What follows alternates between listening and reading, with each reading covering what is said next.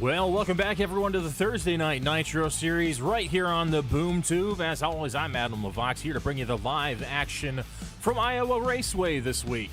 Down in the heartland of America, in the agricultural center of our nation, is the fastest short track on the planet, Iowa Speedway, a 0.85-mile short track located in Newton, Iowa, designed and built by the legendary Rusty Wallace. So that will play host to tonight's round number 5 for the Thursday Night Nitro Series, as Bennett Allen is going for 5 in a row to start off the season. 4x4 has been how it's gone so far. We'll see if he can continue the success tonight, or if somebody else can topple the dynamo here in the cornfields of Iowa. Qualifying just getting wrapped up as we head to warm up and the drivers get these race cars and get those nerves shaken out and ready to roll here this afternoon. We're going to take a quick rundown of the point standings before we begin.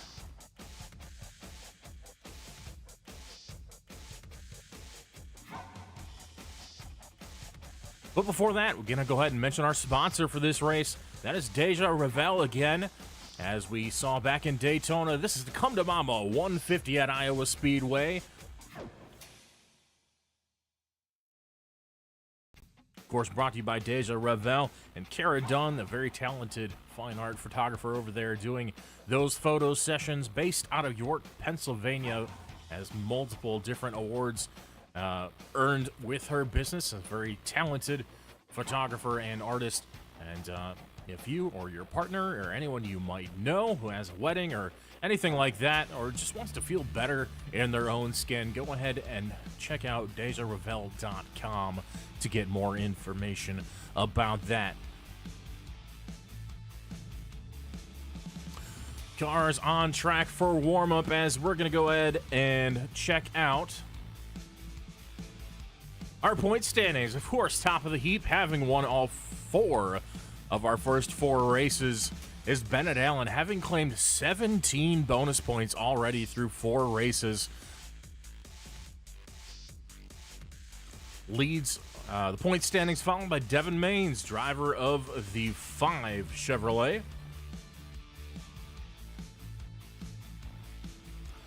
He is currently residing in that second spot in points, 58 points behind Bennett Allen for that lead. Alex Wiggins in third, just 1 point behind Devin. He is up 1 spot from 4th last week. Dusty Martin is 72 points back in the 4th position. Lost 1 spot after last weekend at Circuit of the Americas. Craig Bell still hanging out in that 5th spot. After only 3 starts, he does not have 4 starts as many of these other drivers do, so riding those earlier earned points out to hang out in that 5th spot. He's 85 points behind the lead. In the 6th spot is Max Bauman, starting to make a little bit of a comeback toward the top of the charts. He is 88 points behind. 96 back is Aaron Mack in P7. Zach Miller, 100 even back in P8.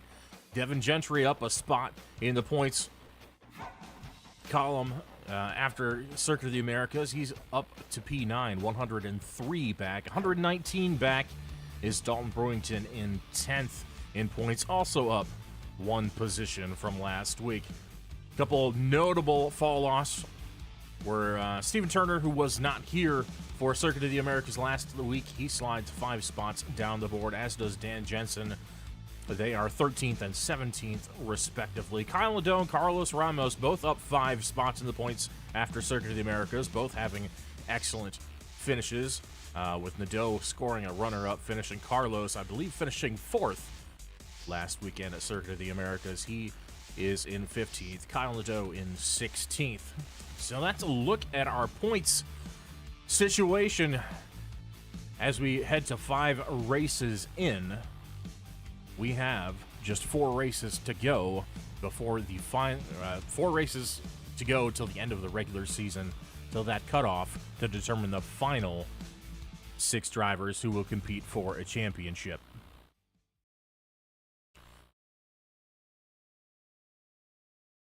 Welcome in anyone who's watching. I see you out there, Terry and Patsy. Both wishing good luck to that number 35 ride of Dusty Martin. We'll go ahead and get him on camera for you in just a moment. That Turback Trailer Boys, number 35, looking sharp out there, sitting 5th on the speed charts in practice. Gonna go ahead and bring up those qualifying results for you.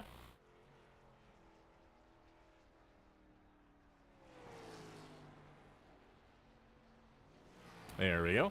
All right, top of the heap, no surprise. Bennett Allen out front with a 23.896. And Alex Wiggins, runner who was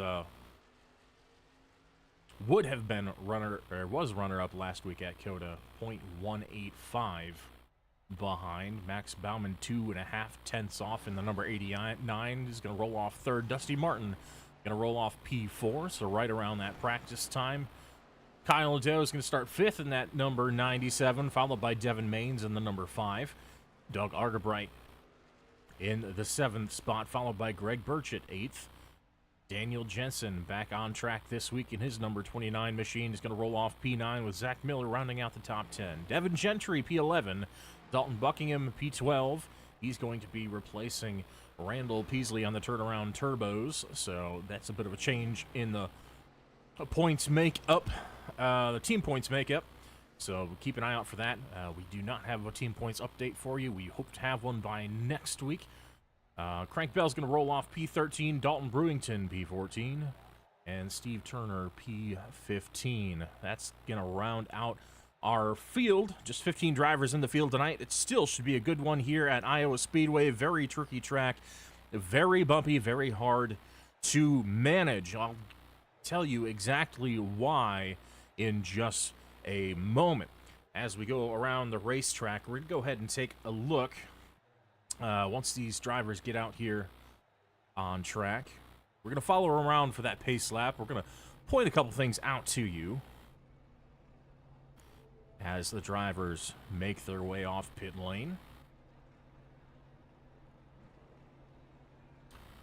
And we're going to show you why these things matter for the race. We're going to direct your attention to the asphalt of this race. This track was recently updated by iRacing and has a couple unique features, namely some new asphalt down in turns 1 and 2 and in the bottom of 3 and 4. That's going to affect how these drivers manage this race, how they manage their tires, and really how they drive this racetrack overall.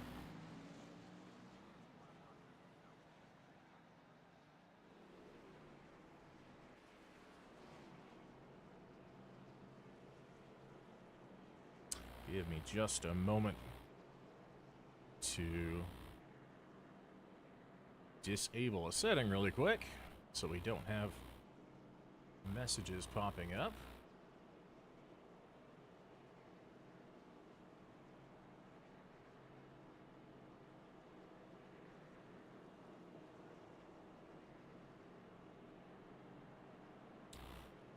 All right. As we go around the racetrack from our sky view from the chopper, you look at the darker pavement down here in turns 1 and 2. This is fresh pavement. This is giving them a little more grip. It's a little bit smoother than that pavement on the outside. While it still does have bumps, it does have quite a bit more grip. Well, you see this ends right here. There's a little strip in the middle that keeps going, but it ends abruptly at the finish of turn 2. You know what that means? Your car could be really gripped up and really hauling the mail through the middle of the corner. Once you get to that exit, though, if you get on the power a little too aggressively and that grippy new asphalt ends, that car is going to get loose in a hurry, especially on old tires as we progress through green flag runs tonight. So keep an eye out for that. Same story here in 3 and 4. We got new asphalt a little bit higher up in 3 and 4, so it's not quite as bad as turn 1 and 2, but it still can catch you out if you're not careful. That will be one thing for the drivers to watch out for. Another will be the tire degradation as we go throughout the evening. Iowa is a very rough track, even on the straightaways. And you'll notice the front straight is not straight, so you're still getting a little bit of wear on those right side tires, despite it being a straightaway, technically speaking. So those are some tips to look out for the drivers and some of the things they're going to have to compete with and contend with here tonight if they hope to have a chance at victory. And if they have want to have a chance at toppling the driver number 15 there on the inside of the front row, it's going to be a tall order, but there's a lot of guys in this field who can do it. We got Alex Wiggins on the outside of the front row, Dusty Martin, Max Baumann, Kyle Ladeau, Devin Maines, all hungry and ready to get after it here at Iowa. Pace lights are off on the Mustang pace car. We're getting ready to go green for 170 laps here at Iowa Speedway.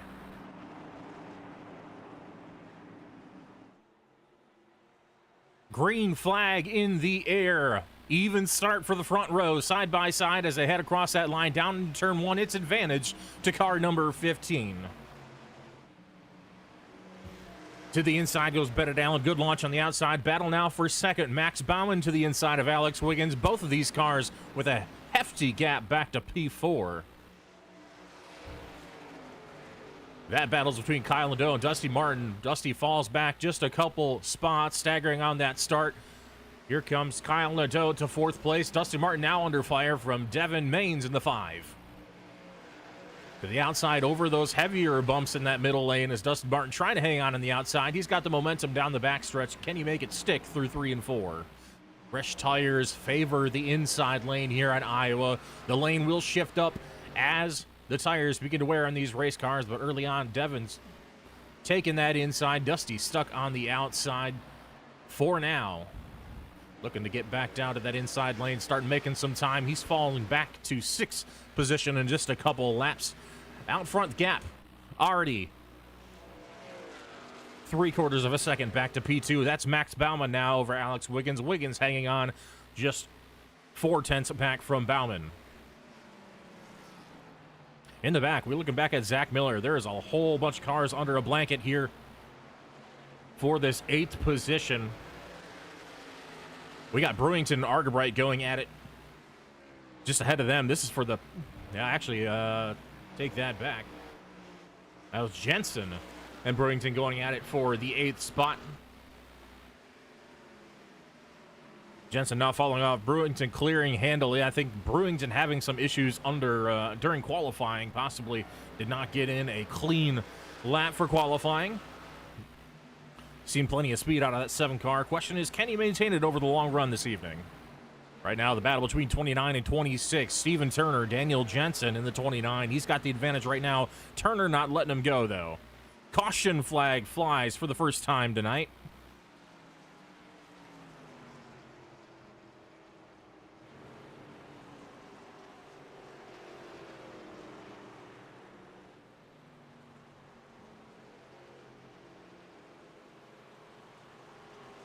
Look to possibly have some issues for Greg Burchett. We see he's in pit lane with a meatball flag, meaning some damage to that number 33 race car. We'll see if we can find out what happened.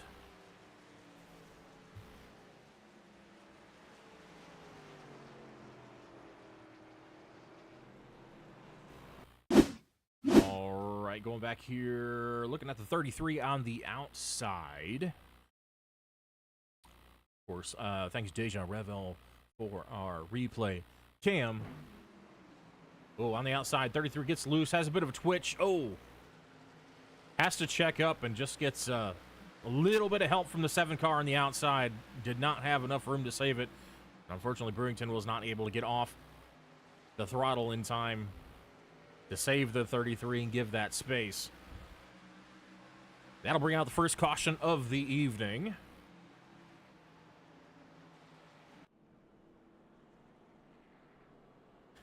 As we come back around to our current leader, still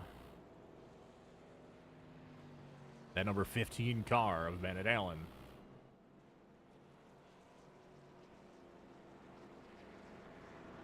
Plug to our sponsor, once again, DéjaRevél.com, the Kunda Mama 150 here at Iowa Speedway. For remembering what you're made of, if you're looking for a big boost in confidence and some keepsakes to make you feel about yourself whenever you're having one of those bad days or doubting yourself, go ahead and check out Kara's business. They were voted Pennsylvania's best boudoir photography studio. They're based out of York, Pennsylvania. So if you're in the vicinity, go ahead and check them out at DéjaRevél.com.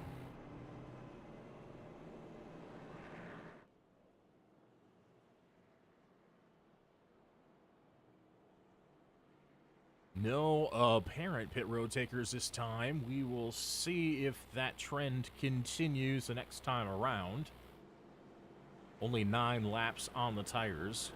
Nobody seems to be wanting to risk giving up that track position early because it does take quite a bit of wear on these Goodyear tires to make passes here. So not surprising at all that some of these drivers be wanting to keep that track position at their disposal, not want to get too far down the running order and put themselves in jeopardy. Getting it mixed in with that Hornet's Nest that we saw back around the 8th to 10th spots. Shout out to Randall Peasley. He's on with doing race control duties this evening as Justin Bissett is off doing a ruck challenge, I believe, this week. So good luck to Justin as he is doing that. Hope to see him back next week. But thanks to Randall for being willing to set aside the steering wheel for a week and take over those duties.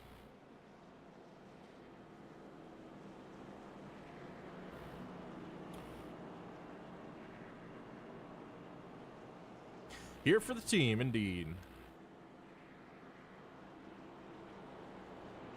All right, looks like driver number 15 is going to elect to take that outside lane for this restart. Lights are off on the pace car. We will go green.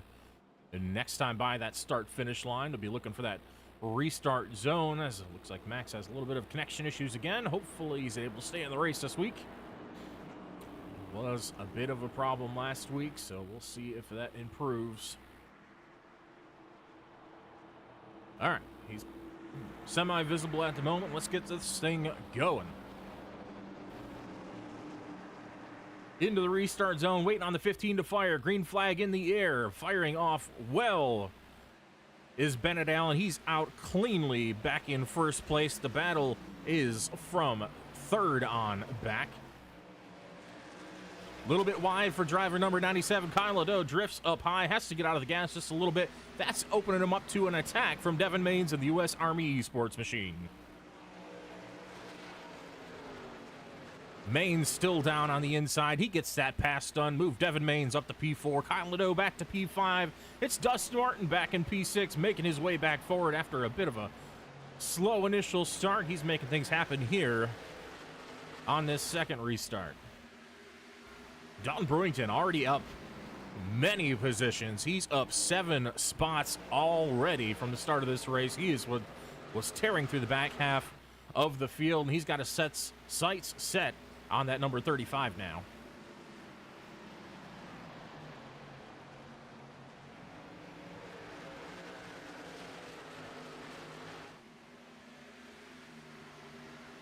Good battle behind them. Let's go back to Devin Gentry. Devin Gentry and Crank Bell in the 14 going at it for that 10th position. Crank Bell going to get it for now. Gentry going to reset and go back on the attack here. Man, there's no stopping Crank. What a great run he got out of turn 4 that time. Got Gentry and Argabright in one go down the front stretch. Ooh, a big slide there coming off of 2 though. Going to be buzzing those rear tires a little bit. Might get him a little bit hot. We'll see if he can keep up this pace with that kind of aggression on these tires. A little bit of a fence there, so maybe seeing a little bit of adverse effects from that. Back up front, Max Baumann getting a bit of a gap put on him already. 1.8 seconds, the gap to first. He's worried about that car behind him, though. That's the 11 of Alex Wiggins, who's on the attack, going after that number 89. On board with Wiggins now as they go across the front straightaway, crossing that start-finish line for lap number 16, down through 1 and 2. Both of them with a nice shallow exit off turn 2, trying to protect those tires, not spin the rears. A little bit of a drift high for the 89. That opens up the inside to Wiggins. Great drive off. Max has got the momentum on the outside, but he's not going to clear before turn 1. Stuck on those bumps on the outside lane. Let's see if Max can make it stick off of 2, and he does. Good defensive driving there by Max Baumann, the 89.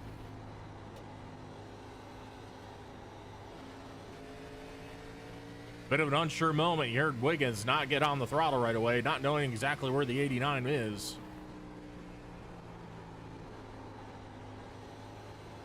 Sometimes slow internet connections can affect the racing a little bit. And looks like Max has been subject to those issues the past 2 weeks, and the problems continue this week as well. Wiggins going to lay off just a little bit. Kind of unfortunate because he did have a good run going there for just a minute. Now he's going to have to settle back in, hit that mental reset, and try to go after him again.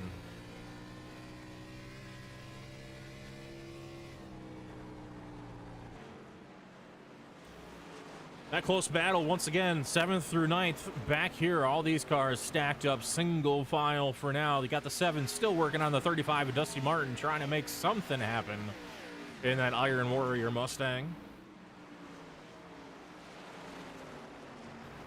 Looking to rebound after a couple rough finishes, some poor pit strategy. Yeah, USA and COTA last week. Although he did finish P5 at COTA, had a top 5, so solid run there for the number 7 last week, despite the strategy hiccups. Looking to make things happen this week. It showed pretty good speed, and that is one driver who knows how to wheel a out-of-control race car, that is for sure.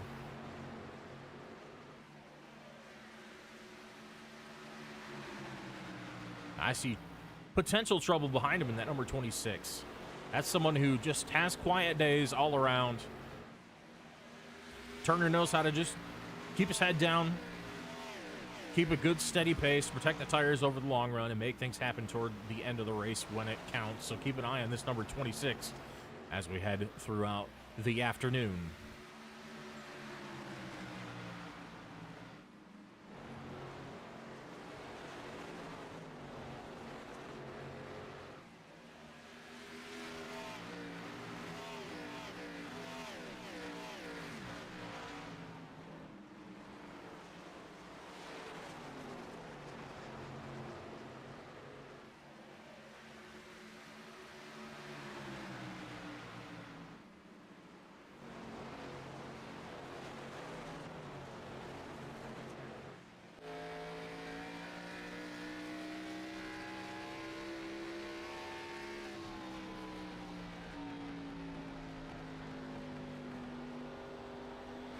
This the view from the rear deck lid of Dusty Martin's number 35 Chevy. Being absolutely hounded by that number 7 Mustang of Brewington, trying to find any way around. You see a little bit of an experimentation, taking that midline, trying the low lane, trying to find any kind of speed advantage. So far unable to do so. Really late apex there. Ooh, that's working really good through the center of 1 and 2. Can't quite do anything with the run. Good defensive driving by Martin to kind of park it on the apex and keep him from being able to get to the inside or outside. Just kind of kept it in the middle and said, hey, you're not going anywhere. You stay right where you're at. That's a bit frustrating for the driver behind as you get a nice, good advantage, a good speed pickup like that, just to have it be washed away.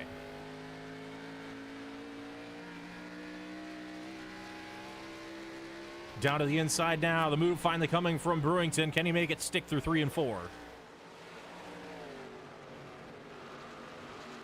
Ooh, bit of a high drift there for the 35. Brewington pretty conservative on the throttle on the bottom. Wasn't able to put the power down that time. Martin able to defend that spot for now. Brewington resetting back behind.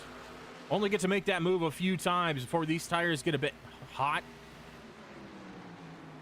Got some big decisions to make as far as making that move stick. Do you push the tires extra hard and make that move stick, or do you play the long game and try to just hold out till the next restart, until the green flag pit stops?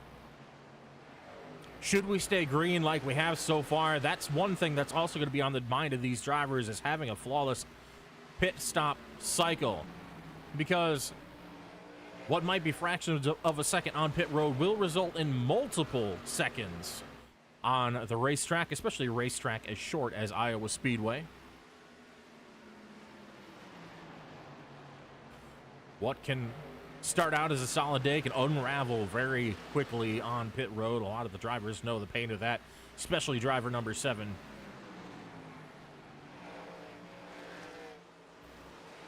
We'll let that battle simmer for now. Up in the P5, we got Devin Maines being worked on by Kyle Nadeau.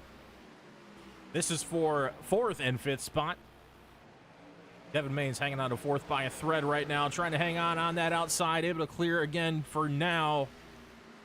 Advantage down the backstretch to the 597, having to lift on exit just a little bit. That battle just in front of them. Both these drivers have caught up to this 2nd place battle.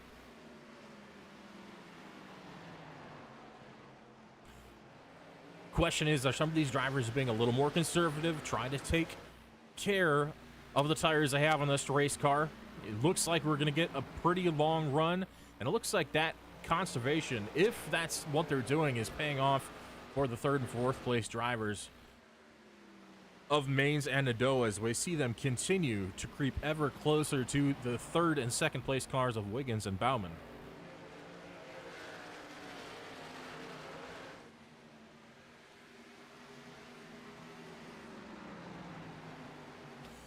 If you're new to the broadcast, tuning in for the first time, or maybe the first time in a while, this is the Thursday Night Nitro Series. We are racing the Xfinity cars this season. Last season was ARCA. Our first season out was the trucks, and this will be our 3rd season running so far. We usually do 2 seasons per year.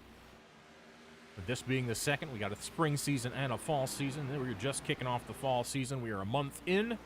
And we're getting things cooking here at Iowa Speedway for round number 5. If you're interested in joining the league, go ahead and check out Thursday Night Nitro on any of our social media pages. We got Instagram, we got Facebook. We can get you hooked up. Send DM to one of the admins. We can get you hooked up and into the server if you'd like to join in on the action. It is $15 to enter.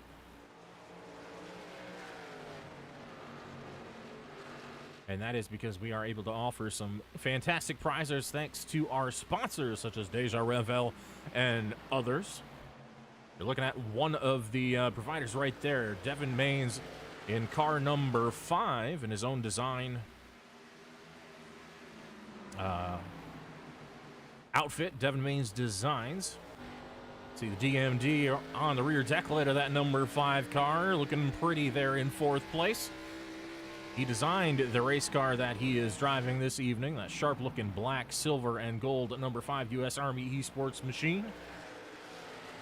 And if you'd like him to design an equally impressive and sharp-looking race car for your iRacing team or just yourself on iRacing, go ahead and look up Devin Maines on Trading Paints. Or if you happen to join our server, get in touch with him that way. And go ahead and use code TNN, or mention code TNN when you talk to Devin. That'll get you 20% off your livery design purchase. And some of that will go to the pot for the league. So we very much appreciate Devin for being our Team Points Championship sponsor for this season with Devin Maines Designs.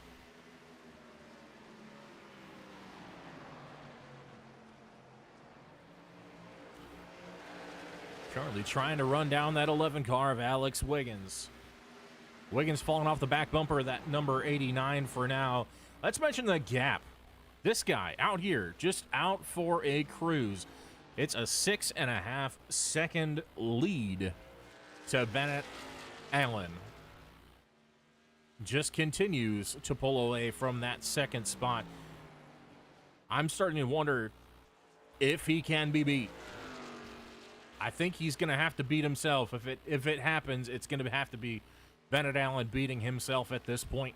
I hate to just step all over the morale of the rest of the field, but I haven't been shown anything to make me think otherwise thus far.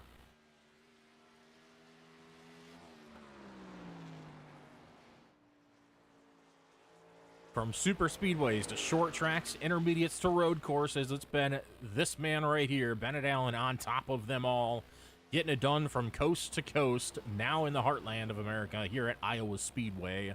He leads after 41 laps of 170 here tonight. That battle's starting to get closer between Wiggins and Nadeau. Sorry, that battle is over. Wiggins going from 3rd back to 5th, just like that. Maines got to the inside. Nadeau followed him through. That's 2 spots down for driver number 11. A little bit of a twitch on entry there. Wonder if maybe that right front tire on that 11 car is starting to give up just a little bit. Back behind them, Dusty Martin under fire from Steven Turner. Bumper to bumper for the 6th spot. We told you to watch out for this number 26. He knows how to take care of those Goodyear tires, and he is doing so now, and they are both actually taking care of them pretty well, because you see them both running down that 11 car of Alex Wiggins for that 5th spot. Turner absolutely hanging it out off of turn 4. You see that thing skidding sideways in that back end, getting loose. Doing everything he can to keep up with Martin in the 35.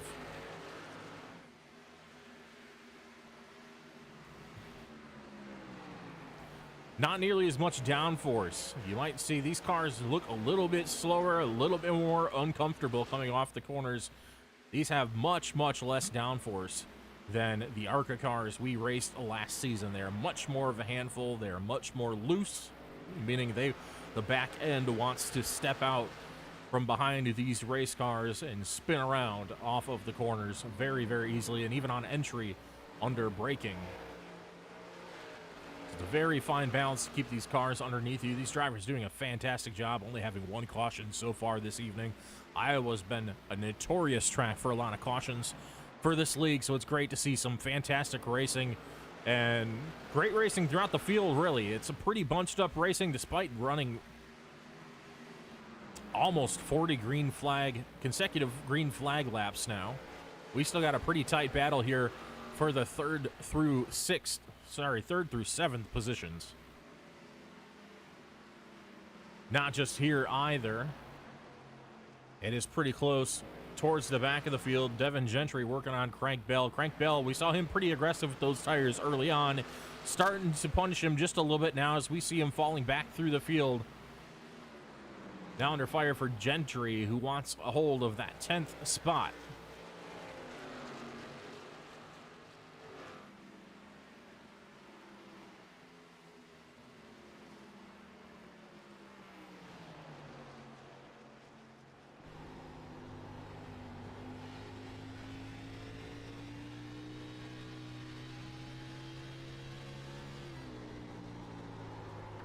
You could just hear the tires absolutely groaning under the pressure and the abrasion of this rough speedway as they dive down into the corners, just not wanting to hang on, not wanting to do what they're told, not wanting to follow those inputs that these drivers are throwing at them.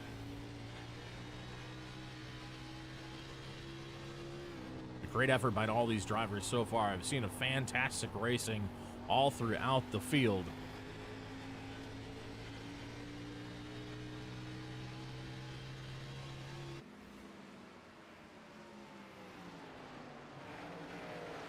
Back up toward the front, Alex Wiggins surrenders the 5th spot to Dusty Martin. Now he's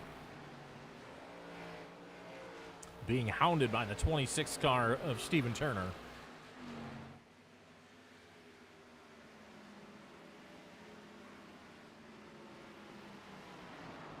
That 11 car looking anything but comfortable. See it really show up in the exit of the corners. Alex having to wait a long time to get back to the throttle. It doesn't look like the front of that car really wants to hang on to the grip at all once he applies power. It just wants to go straight. It's like possibly starting pit stops here. We got Steven Turner on pit lane. Just shy of getting to Alex Wiggins. He decides, well, we'll try to undercut him a little bit here on the pit strategy. He's going to pit now on lap number 52. We'll see if this starts the cascade of drivers trickling into pit lane, or if he might be playing a different strategy than the rest.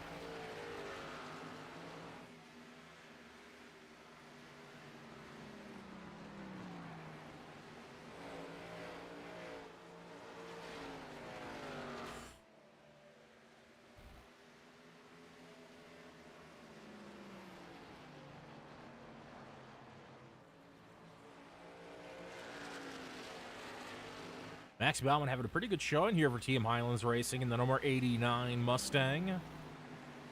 Not having a whole lot of time to practice. He's usually pretty good at feeling out the racetracks in short order and making speed regardless. Has had a few fumbles in the past where he's had to make up the ground on pit strategy, but isn't doing so today. He's got the raw pace to hang on to that second spot right now. We'll see if he can maybe figure out what's making that 15 so fast and challenge toward the end of the race.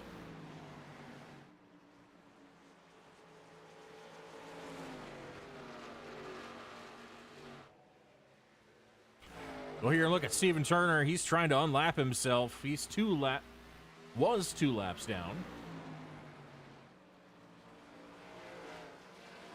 Now just one lap down. Green flag pit stops at Iowa Speedway. They go by very quickly. These laps only about 24 seconds, 23 to 24 seconds in length. So, very easy to go multiple laps down during those green flag pit stops. You do not want to be caught in the pits when a caution flag flies, or you will be trapped multiple laps down, potentially. So Turner getting one of those laps back by passing the leader on those fresh tires. Now he's got to set sail and make the most of those fresh Goodyear Eagles while he can. He's got clear track ahead and plenty of room to make some time. Next up, next taker on pit lane, Alex Wiggins comes down in the number 11 U of M machine for his first pit service of the day. Lap number 58 for driver number 11.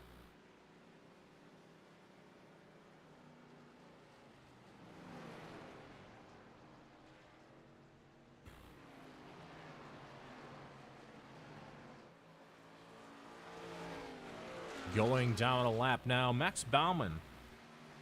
The two drivers behind him have caught back up substantially. That gap was much greater before. Still trying to keep that 5 car of Devin Maines at bay. You'll recall Devin won in that ARCA series last season, so he's no stranger to success here at Iowa.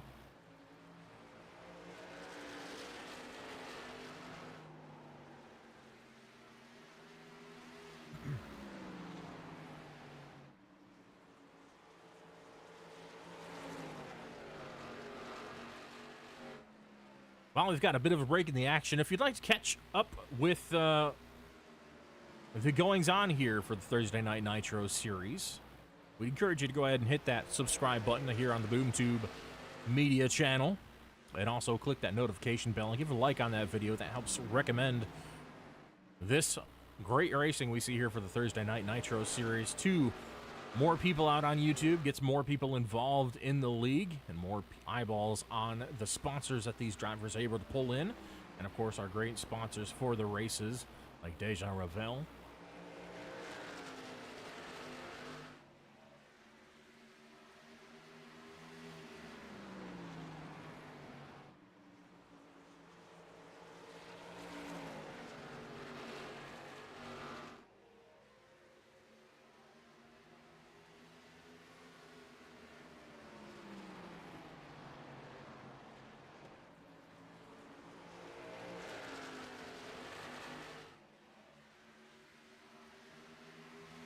Well, Devin Maines was starting to reel in that 89. A little bit of a slip there puts him within range of that number 97 of Kyle Nadeau. Nadeau really driving all he can. He's putting any remaining life in those tires to work, trying to get around the 5 before they have to come into pits. Really sent it in there, turn 1. Over the bumps, got a little bit loose. Saw him tag the wall last time. Now it's going to be Maines that tags the wall this time around. Ooh, just out of the grip there. Let's see if the 97 can hang on, generate a run coming off of turn 4. We've seen some big momentum off of turn 4. Isn't quite going to be able to put the power down this time. Maines hangs on for another lap.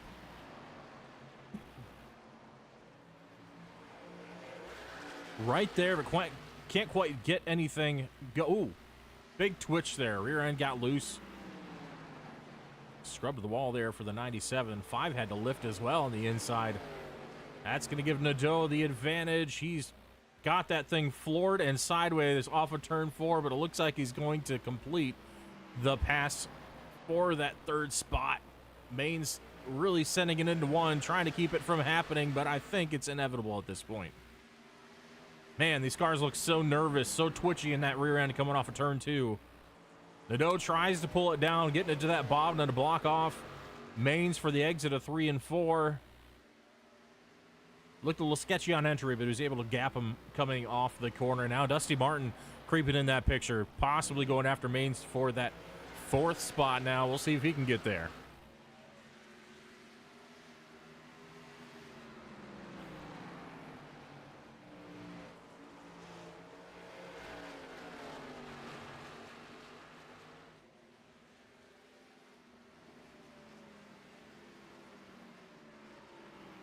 Looks like we got some pretty varied strategies throughout the field.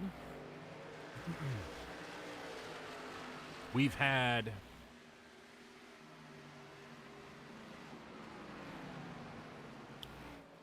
looks like 5 to 6 drivers come in for that first pit stop. Oh, and as we say that, here comes Devin Mains down for service in the 5 machine. Surrenders at 4th position to Dusty Martin. Maybe we see the rest of the leaders start coming. Quite a ways after the first few pit stops, though. We saw pit stops on lap 50 for Turner, 54 for Crank Bell, 56 for Wiggins, and Buckingham as well. Devin Gentry came in on 63. So quite a smattering of different pit times here. That'll make things interesting over the long run to see what the end race strategy is going to be for some of these guys who are going to have to maybe stretch that fuel a little bit farther than the rest.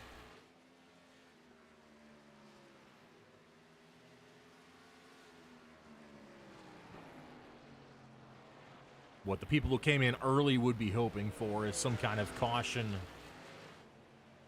fairly soon after these guys make their pit stops, before they have the time to fully utilize the speed in those new tires. They'd have the time to make up that ground. That'll kind of force everybody to come and take tires on the next pit stop to be on even footing.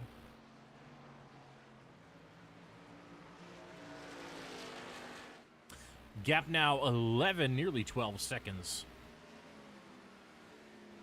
over P2 for Bennett Allen out front in that outlier Speedco Ford Mustang.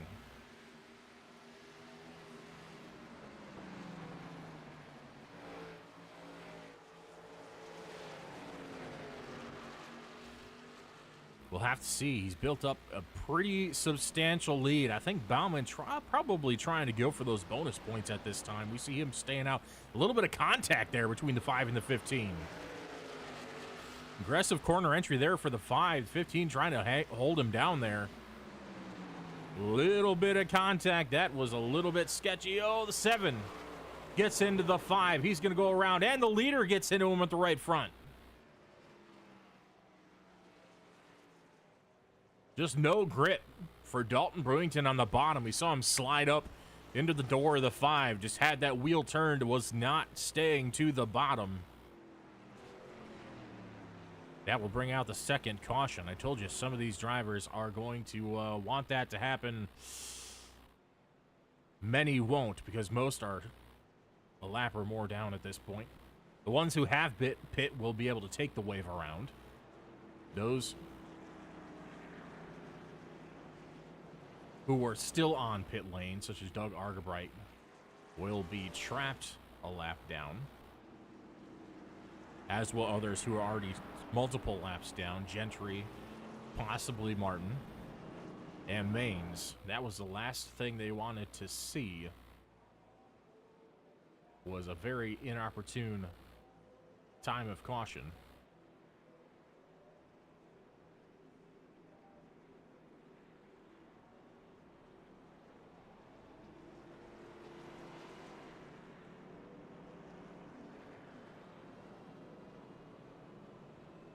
All right, we'll go back to our Déjà Revél replay cam. Keep an eye on the number 7 on the inside lane. We're going to go ahead and watch as they head down into turn 3 and 4. You see the 7 trying to hug the bottom. Gets a little bit loose here, has to chase it up the track. No, might have been netcode too. Looks like a little bit of netcode. I don't think there was quite contact. We can go back and take a closer look. I don't think there was quite contact with the 5. Looks like it might have been some internet-induced netcode. We'll go ahead and take a closer look from, let's say, the right front.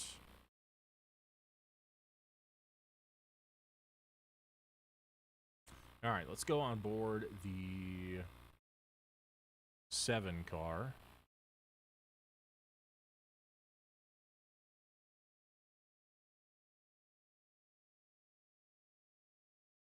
All right, and we'll go look at this right front view of his car, and we'll play it in slow motion. We'll see if we get contact here. That's a bad view.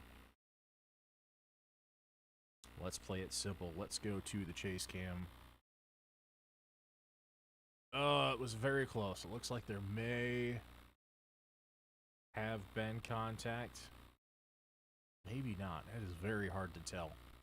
Looks like the 5 might come down a little bit too. 7 comes up, 5 coming down a little bit, trying to get a straight drive off the corner. So keep an eye. You got a seam right there. The 5's left side tires are on it. You can see a little bit of a dark tar line.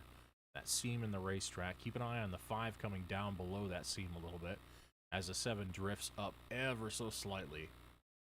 And just barely a contact, if anything. It looks like there might have still been an inch or two in between them. I think just some internet problems there. That shouldn't probably have not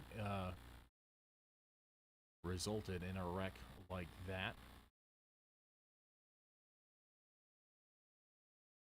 So I would imagine the racing stewards will call that one a racing incident. But we'll see how it plays out.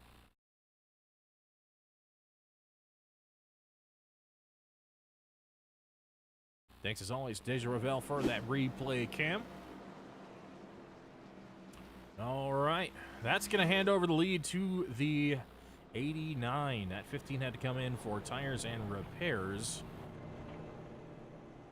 Everybody now on fresh Goodyear tires, full tanks of fuel. 89 needs a bit of repairs to the internet provider, not the race car. Still having a few residual issues here and there.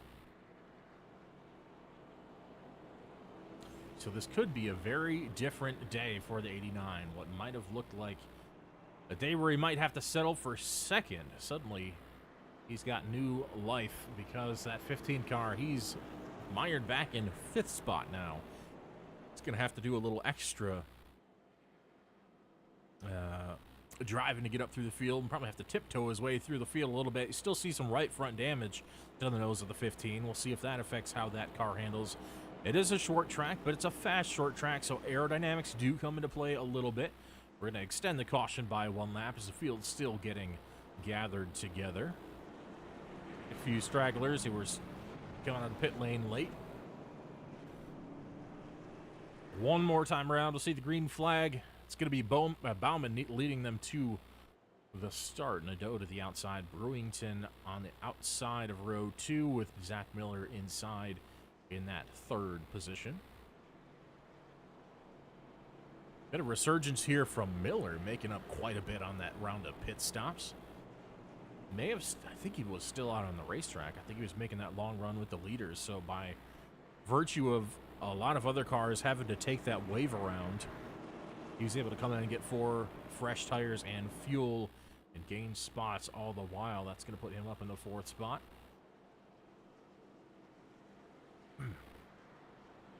It's like it was beneficial for quite a few drivers. Those who it was not were Devin Gentry, Dusty Martin, and Devin Main still stuck 1 or more laps down. Main's, of course, having some damage repair to do after that wreck. We're going green now, though.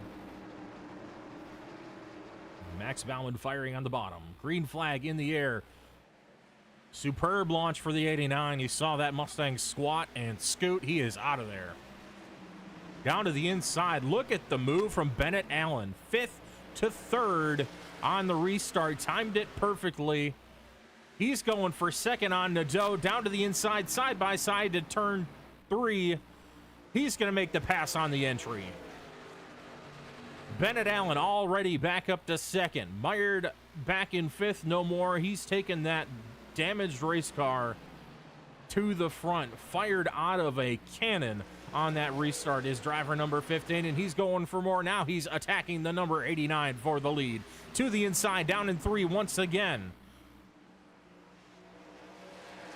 Side by side off the corner. Bauman trying to hang out on the outside. Can he make it happen? Good exit there for the 15 as well. He's able to hang on to that left rear quarter panel.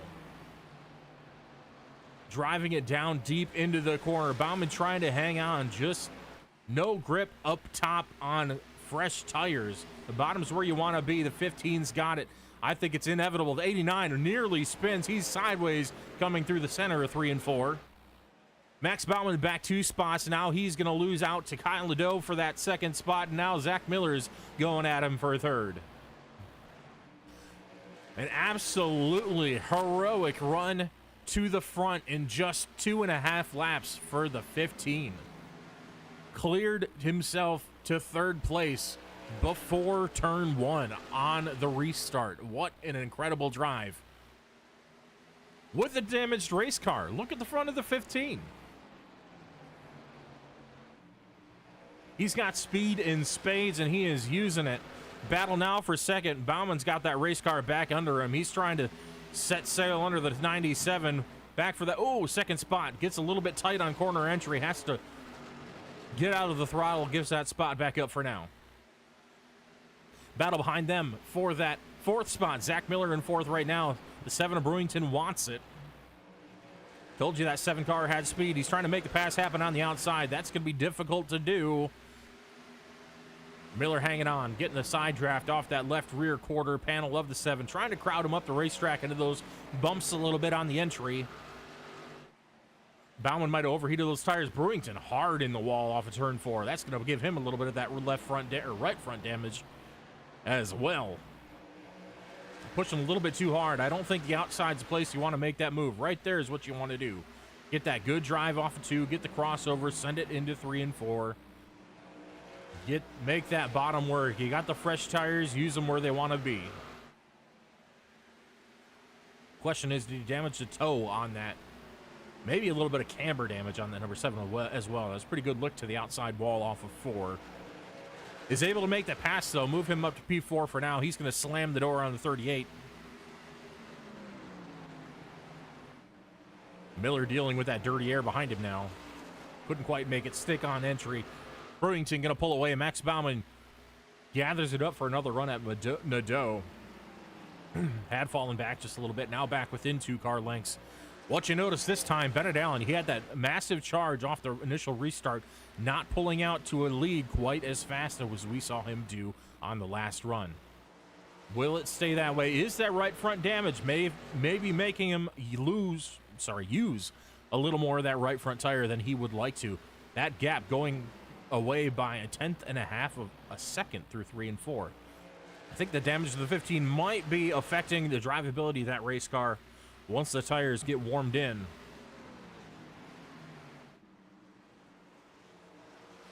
Maybe we'll have a chat with the driver number 15. Should we see another caution? We'd like to get an interview with somebody.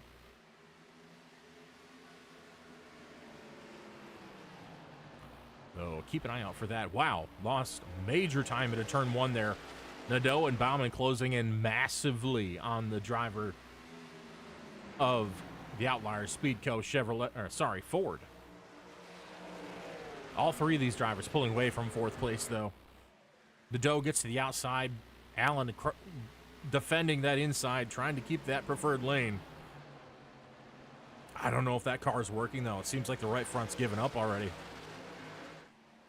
May have overcooked it.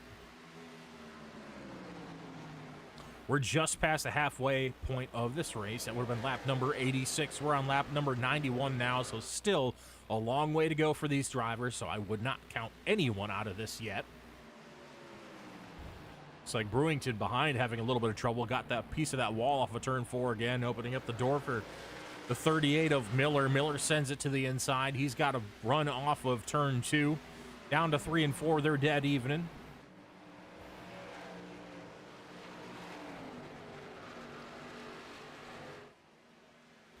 Great racing so far. Miller's going to make it stick there for the 4th spot. Now Dusty Martin going to work on the number 7.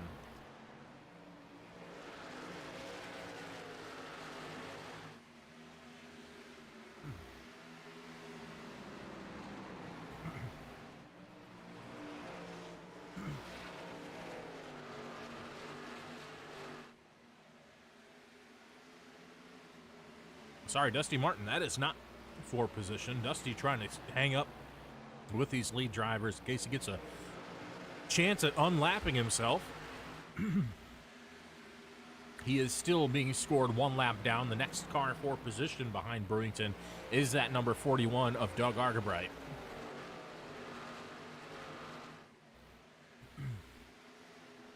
Lap cars mixed in with the regular traffic throughout the field. Behind them appears to be the 5 car. He is currently scored 2 laps down in position number 13. The next car back in 7th is the 26 of Turner, followed by Wiggins in the 11. Been a bit of a struggle day for the 14 of Bell. He mentioned having a little bit of a hard time preserving tires here this spring in the ARCA series. No, Crank really likes to get up on the wheel and push those race cars for all they're worth. Admits maybe he's not the best at conserving tires like some others on the racetrack, but if he has a race come to him, is able to get those fresh tires toward the end of the race through a late caution, you better look out for that number 14 because he's got raw speed on the restarts. Devin Gentry still scored 1 lap down in the 12. He's racing Dusty Martin right now to be the first car 1 lap down. Should we see another caution, that car will get the lucky dog. Currently Martin in position to receive the free pass. Pretty healthy gap over Gentry for now. Up front, Bennett Allen somehow held off the advances of Nadeau and is starting to pull away a little bit again. Now Nadeau having to contend with the 89, and the 38 of Zach Miller is starting to pull this group a little bit.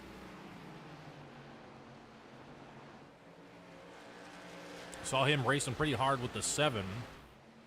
Which may have slowed him down for a time, but now he's reeling in both of these guys for 2nd and 3rd.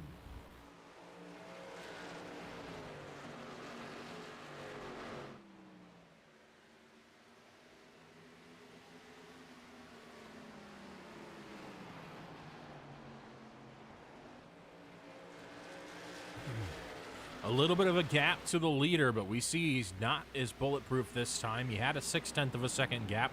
Now that gap fell back to a 0.5 second through turns 1 and 2. The front end stability just doesn't seem to be the same as it was for that number 15. A little bit of a slide here and there, costing him time on the entries to these corners.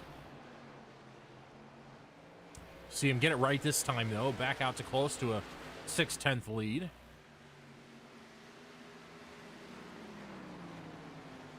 Then gives up a little bit this time on entry, down under a 0.5 second now through 3 and 4. You see Nadeau able to capitalize pretty well.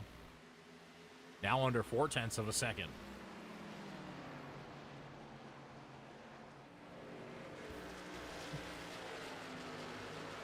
Bit of back and forth for these drivers. A 24.97 second lap last time for Nadeau, 25.1 for Allen in the 15.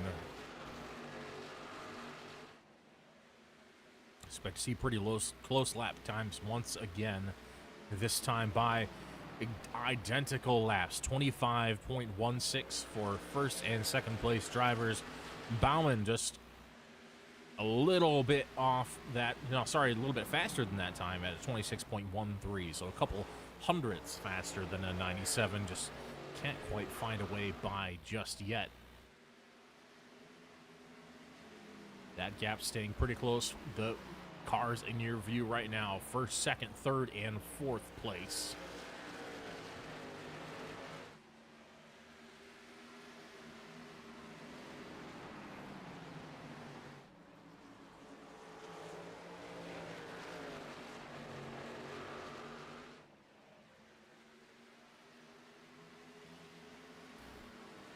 Bauman stumbles a little bit that lap. That's going to open up the inside for the 38 and Miller. Miller takes a pretty shallow entry into 1. That's going to allow the 89 to get a good exit off of 2 and pull away a little bit. Look behind them, though. Argabright starting to sneak into the picture. Half a second behind this battle. As they work around the lap traffic of Dalton Buckingham, the number 39, you can see on the bottom. You could see on the bottom. Now having internet issues, none of these drivers quite sure where he is. Hopefully that doesn't end up being too much trouble. It is not a good day for internet providers, apparently, here in Iowa. 89 has been looking solid. Seems to have transferred the curse to the 39. Gap still stands at 0.6 of a second. A lot of back and forth, rubber banding between the second and third place drivers here. We'll see the 97 extend and get close to the leader for a little bit. Then he'll back off just a little bit and kind of fall back towards Bauman in the 89, where he'll get close. Now we see a little bit of that back and forth. 97 making another charge here on this lap, closing that gap down to 0.4 again. Getting close to the leader. We'll see if he can make it stick this time. Closer than he's been all run so far. Now the gap under 0.3, 2.5 to the leader, Bennett Allen. Can he make it stick off of 4? Really tight conditions off of 4, taking all the downforce off the race car. If they slide up in front of you, that car in front of you is cutting through the air and taking away that air that would be pushing down on your race car. So following them directly in the corner can be very difficult to do and can potentially result in a multitude of things. You getting very tight into the corner where the car doesn't want to turn, and potentially also getting loose at the same time where the back end doesn't want to stay planted to the racetrack. So all sorts of fun things can happen when the leader blocks the air from your race car.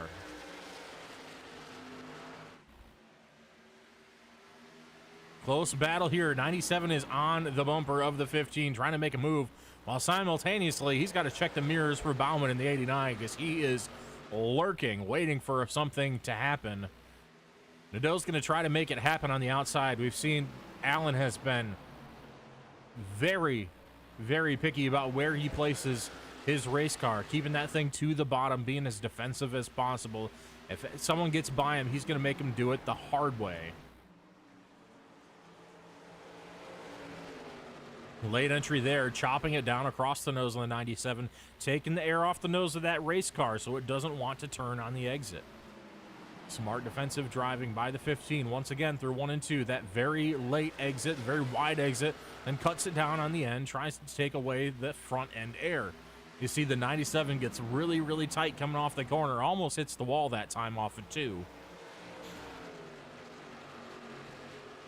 So Kyle's going to have to do a bit of searching here, a little bit of planning, because he's seen what the 15 wants to do. Now he's got to compensate for it.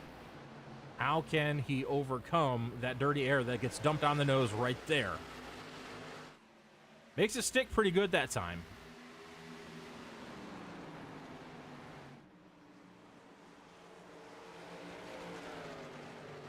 What he can potentially do is take a higher entry, the same as the 15 does. Then when the 15 comes down to take that lower line for the exit, he can try to keep it wound up on the outside and get a good exit on the high side. You see him do that here through 1 and 2. He gets a pretty good run right to the bumper of the 15, but now what can he do with that run? Can he get it to the inside?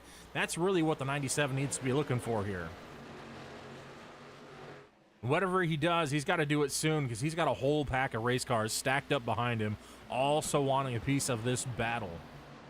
Seen Bauman look to the inside a little bit, but he's not really ready to pull the trigger yet. He's not ready to put that much tire into it, not willing to risk potentially getting himself into trouble.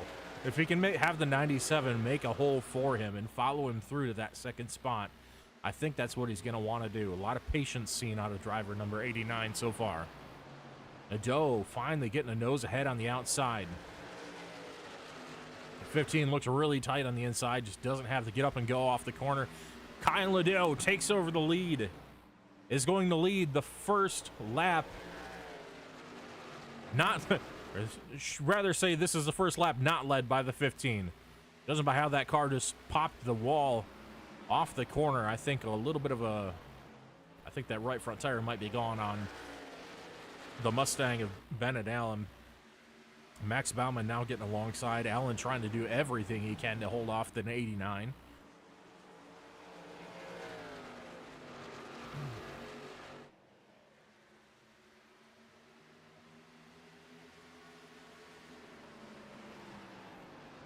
Now these drivers are hoping this thing goes green. They don't want that 15 to be able to come in and get those repairs that'll allow him to get that speed over the long run. Right now he's using more tire by having less front downforce. He has to use more mechanical grip, which means he has to sacrifice more of that right front tire to make speed.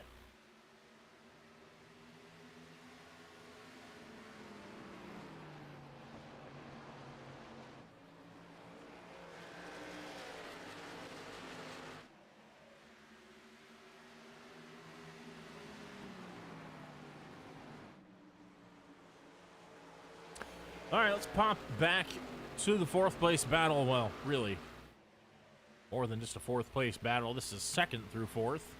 Heartbreak gets to the inside of Allen. He's going to take a stab at this thing.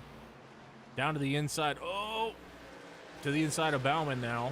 Very close in entering turn one. He gets a nice low exit off as Buckingham smacks the wall coming off of 2. 15 doing everything he can to keep that Mustang out front, using every bit of track he has available and then some. Argerbright in the 41 looking to that inside, absolutely painting the line through 1 and 2. Got those left sides hooked on that white paint and just stays there. That 15 has spurts of speed. I just feel like he keeps overheating that right front. I don't know how much more it has left to give.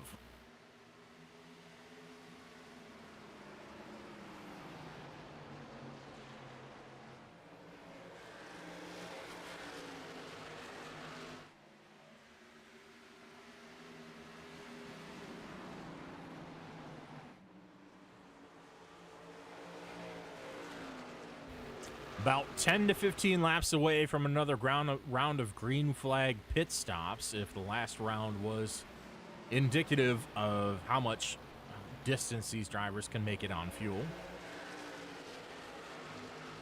Probably expect them around lap 135 to 140.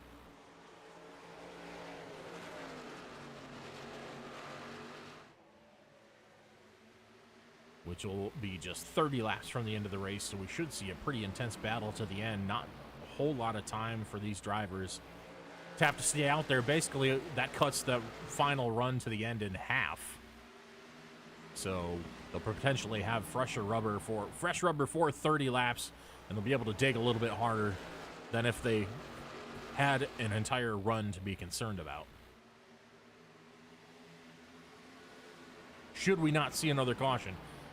I'm not sure if that's going to happen or not. Things are getting pretty dicey back here. We saw Argerbright in the fence. Baumann having to go a little bit evasive to stay off the rear end of the 41. They're keeping it clean so far. Miller back in that 5th spot. Brewington back behind him by a couple seconds. 4 seconds back from that battle. Wiggins trying to recover up to 7th. Hasn't come back all that far. You see that rear end of that U of M Chevrolet pretty loose off of turn 4, driving this thing pretty hard to try to keep up. Turner right there chomping at the bit to get around him. Turner a lap down. Steven came in lap 113, so he is on fresh tires, if you're wondering why he's charging through the field as he is. On fresh tires, running about a full second faster than the field.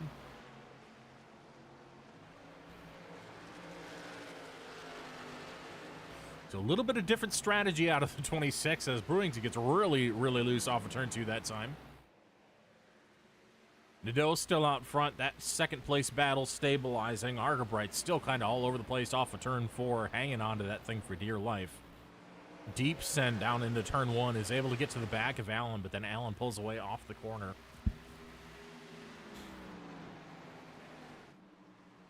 Allen finding a way to somehow still hold off the cars behind. Hasn't been able to make a charge for that lead yet, but he is putting on an admirable battle to hold everyone off behind him now.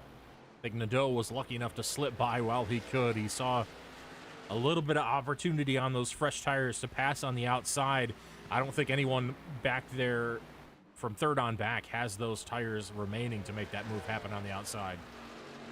And I think the 15 has compensated a bit. We see him running that middle lane through 3 and 4.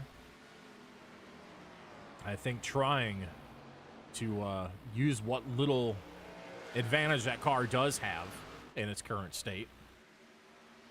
It doesn't want to rotate, doesn't want to turn very well on the bottom. We see when he tries to go to the bottom, he loses a lot of time, but he's keeping it wound up on that outside lane, and it seems to be working okay to where they can get to the inside, but they cannot complete the pass because he gets that good run off of the corner. That's what separates good drivers from great drivers. Good drivers can make time on the preferred line, the normal line that everyone uses. Great drivers can adapt to what the car needs in that moment and still manage to keep that track position.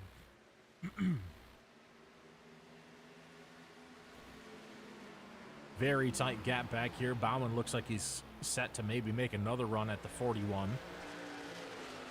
Miller's starting to close back in on this group as well.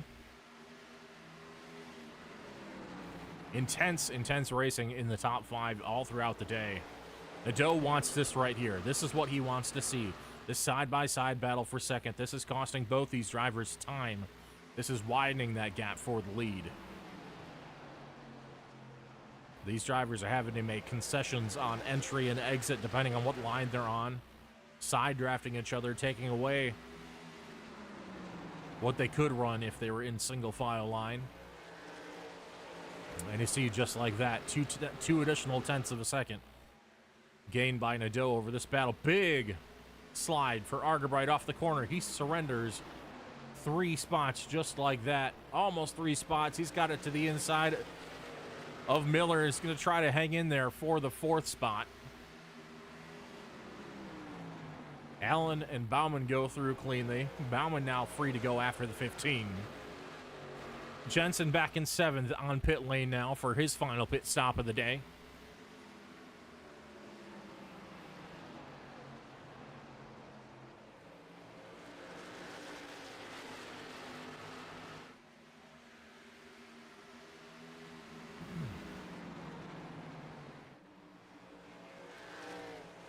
Bauman to the inside.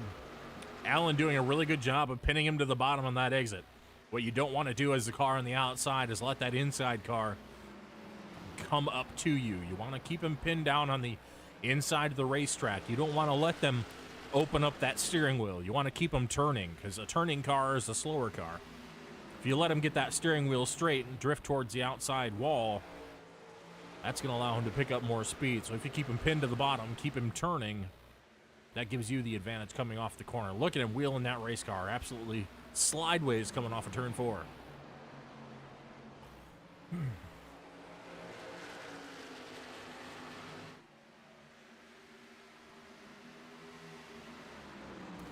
Let's take a ride on board driver number 89 for Team Highlands Racing.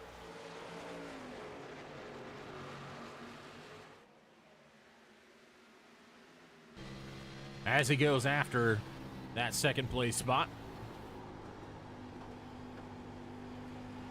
Wide entry, you see what he's doing, what Nadeau was attempting to do earlier. He's copying that wide entry, the 15, keeping him from being able to chop the air off the nose on exit. Although I'm not sure the 15 has the right front tire to get back down to the bottom, take away the air. Side by side now, coming across the stripe here on lap number 139. Max Bauman with the advantage. 15 getting right to that right rear quarter panel, side drafting him, trying to pull him back. Bauman going to send it deep this time. 15 a little bit lower on the racetrack than he has been. 89 slides up to block the exit. Max Bauman gets the advantage. Both drivers send it deep down into turn 1, but it's Bauman who comes up aces off of turn 2.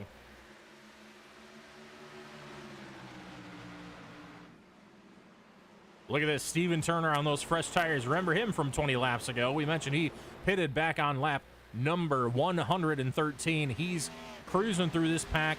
He's almost caught up to the leader. If he can get up there and unlap himself from the 97, he's going to be in great condition should we see a caution come out. He might put himself right in contention because he'll be right up here with the leaders under caution when they pit, where he was not before. He was back around the 7th, the 8th spot earlier. This could be the genius move of the race if it works out. He would have to see a late race caution. And he has to get that lap back. He has to work his way by the 89 as fast as he can on that fresh rubber. He has to do that, then catch Nadeau, and then pass him. That's a tall order, but driver number 26 can get it done. Steven Turner on the move. You have to wonder what that playbook looks like. You know that 26 is always leafing through his playbook, trying to find some kind of oddball advantage. So far, looking pretty hot in P6 right now.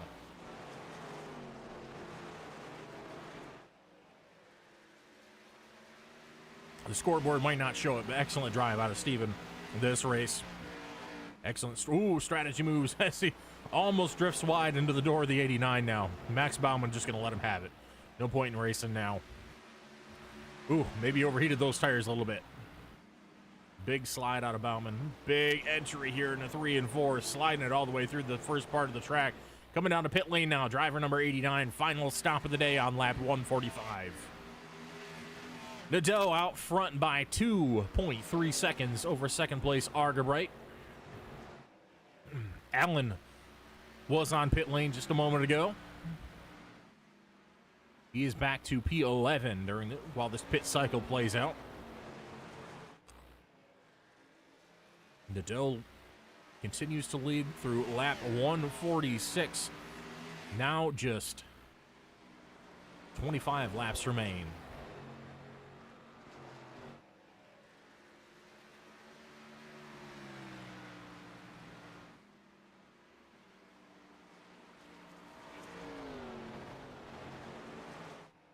Baumann will come out right behind Allen. Allen using that track position gained by an earlier pit stop to his advantage. He's able to leapfrog Baumann through the pit cycle. So, the 15, depending on how these pit stops go,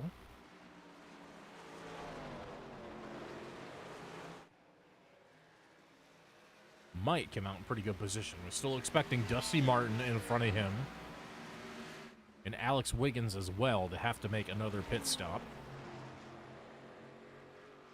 Potentially. Wiggins might be close to making it. Maybe playing a strategy game here.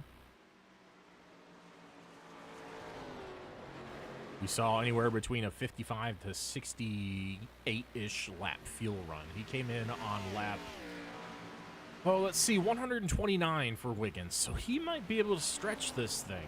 That might be the play from driver of the 11 car. Maybe a little bit of treachery.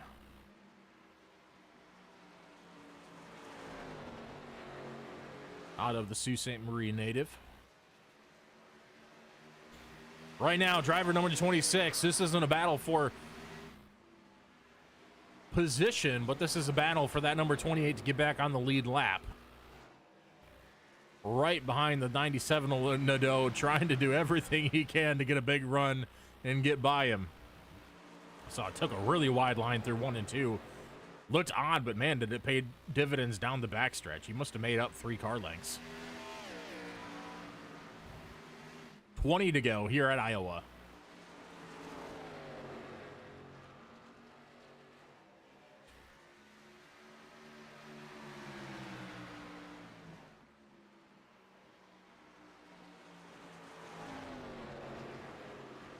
Turner lurking on the inside. Nadeau couldn't quite hold it down to keep him a lap down, to keep him from getting the run off the corner. Turner sends it in deep this time, down into 1 and 2. He's going to wrap the bottom, painting the white line. Nadeau comes down, trying to block the air on exit. Does hurt the momentum of the 26 just a little bit. How does Turner respond? He really needs to think about shifting that lane. The 97 taking that wide arcing entry into the corner is able to chop that momentum pretty severely. You see him copying that move down into 1 and 2 this time. See if he can hold the momentum, get the advantage. Nadeau holding fantastic speed for having 40 lap older tires than the 26 car. 25.1 the last time by for Kyle Nadeau.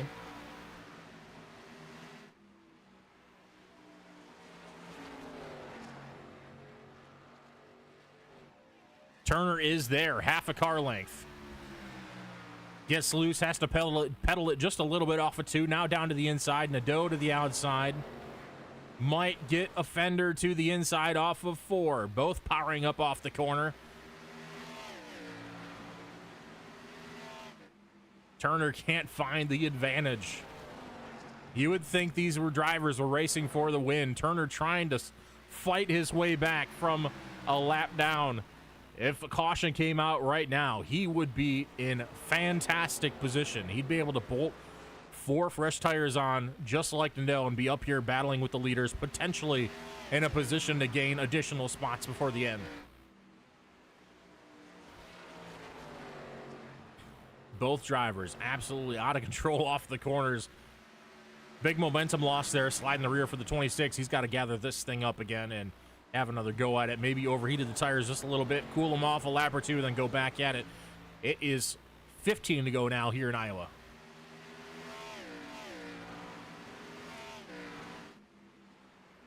The Come to Mama 150 at Iowa Speedway, presented by Déjà Revél, is coming to a close. Just a handful of laps left. Nadeau leads by 4.2 over Argabright, followed by Zach Miller, Dalton Brewington, and Steven Turner, the top 5. Bennett Allen, P6 over Wiggins. Wiggins trying to stretch it to the end of the race. Last pit on lap number 129. Question is, does this 26 car have the fuel to make it to the end? He has been pushing hard for quite a few laps. He last came in lap number 113. He's going to have to stretch this thing pretty decent to make it to the end, so we're hoping the 26 has the fuel to do this. We know he's trying to play the strategy of getting back on the lead lap with the fresher tires, but I think that advantage has evened out a bit, so I'm not sure this will pay off.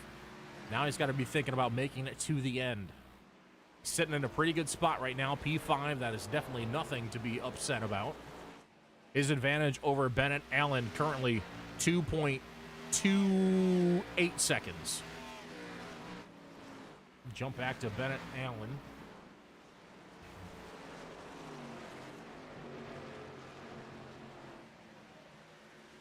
Allen currently coming off a 2. Ooh, big slide there for the 26. That's not going to be good for his pace. Devin Gentry coming in for his final time. 10 to go here at Iowa Speedway. Nadeau still leads the field by 4.6 seconds now over Argabright.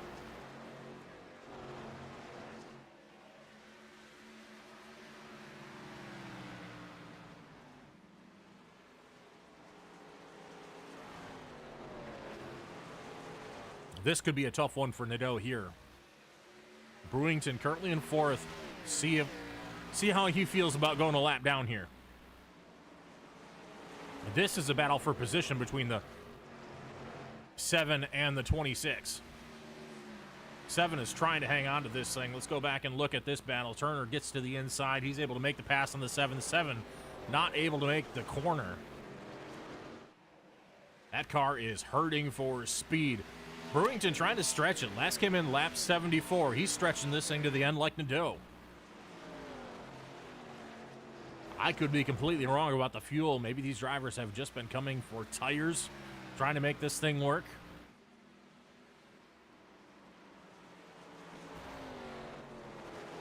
It will be 96 laps on this tank of fuel if Nadeau, Argabright, Miller, and Brewington make it to the finish.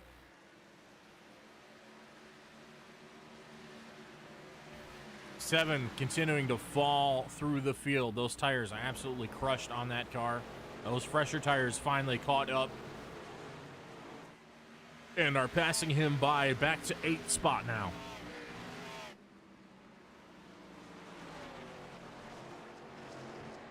Gap still 5 seconds for Nadeau. Arterbright and Miller separated by 1.5 seconds. The battle now is going to be right here. These three cars, Turner, Allen, and Bauman for this 4th spot. This twosome battling for 5th position right now, but both have substantially fresher rubber than the 26 car out front of them.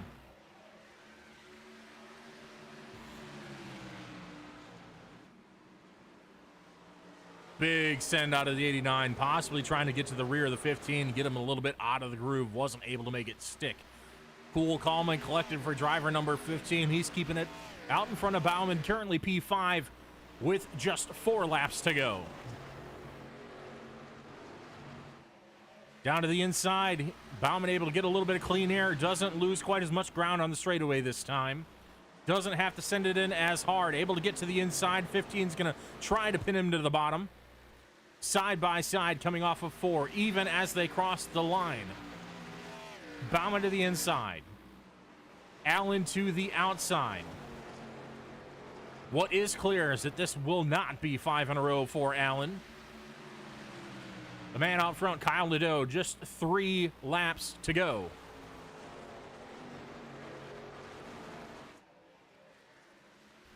This battle for 5th. Both of these drivers battling each other, also trying to catch that 26 ahead. Turner trying to use the little bit of gap he has to try to stay in front of these two. These two catching him at the same time as they are battling. I don't think there's a lot that Turner can do about it. Bauman sends it to the inside, finally gets the advantage over Allen. He's got it to the inside, maybe. He'll have the inside going into turn 1 as we go to the white flag lap. That's a free spot. Turner's going to do everything he can. That thing absolutely sideways down into turn 1. Bauman gets to the inside. He's going to get side by side down the back straightaway. This for the 4th spot. One more spot up for grabs. 15 sends it, doesn't make it stick. Bauman through to 4th, but it's Kyle Nadeau finally toppling the juggernaut number 15 of Allen for his first win of the fall 2025 Thursday Night Nitro Series season.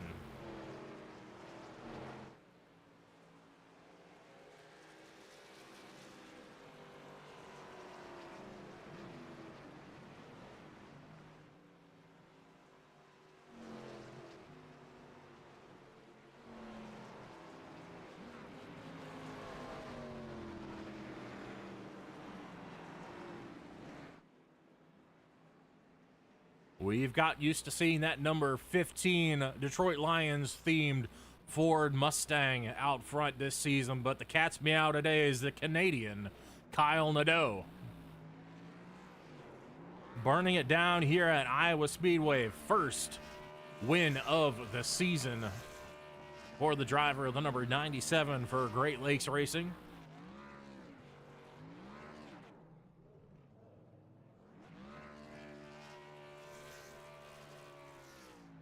What a show at Iowa Speedway. I tell you what, folks, I'm glad this racetrack is on the schedule. The drivers were a little skeptical about how difficult this track looked going into it with these cars, but they put on an absolute show tonight, and I'm starting to see why driver number 97, Kyle Nadeau, was excited to race here. Had pretty high hopes going into this one. We see just why here at the end.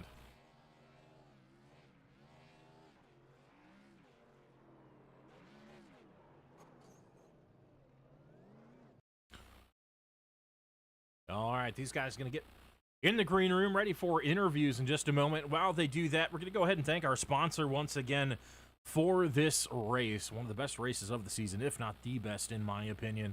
The Come to Mama 115 by Déjà Revél, for remembering what you're made of. Pennsylvania's best boudoir photography studio, run by Kara Dunn. Thanks to Kara for sponsoring this season. Of course, Steven as well. glad to have you on board this season, and hopefully get some business out of that. If you want some very, very great photos by a very talented artist, go and check out DéjaRevél.com and book yourself a session if you want to feel better about yourself and have some keepsake photos. Once again, that DéjaRevél.com. All right, drivers now staged up in the interview green room.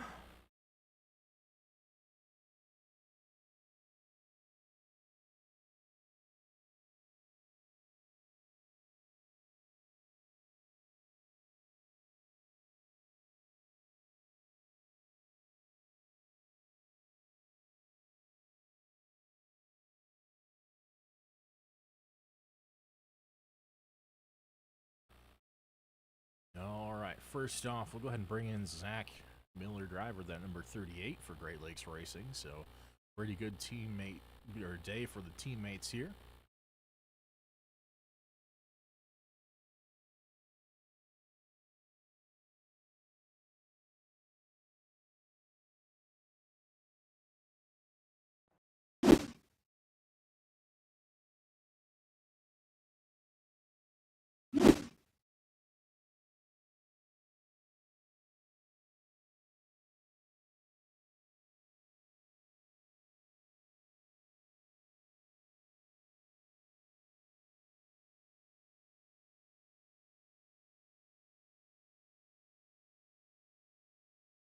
All right, we'll go ahead and bring in your third place finisher, driver, the number 38 for Great Lakes Racing, Zach Miller, and our league owner, of course, and organizer. It was a pretty tough day for everyone out there. We saw out of control race cars from start to finish, but you held on to come back for a P3 finish, holding on from lap 74 on ancient tires, hot and slick racetrack. Take us through your race, and how'd you feel about your success here at Iowa today?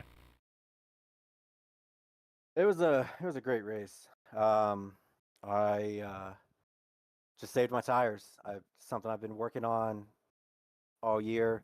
Practice saving tires, and luckily this race went green, which surprisingly only 2 cautions.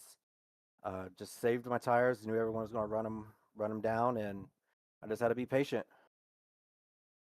That was a great effort overall. We saw quite a few different strategies for everybody. Was this a pretty planned out team strategy? I see you and Kyle both on the same game plan, pitting on that same lap 74, and both of you came out top three. So was that kind of the go-to from the start, or did you have to shift things around with the early cautions?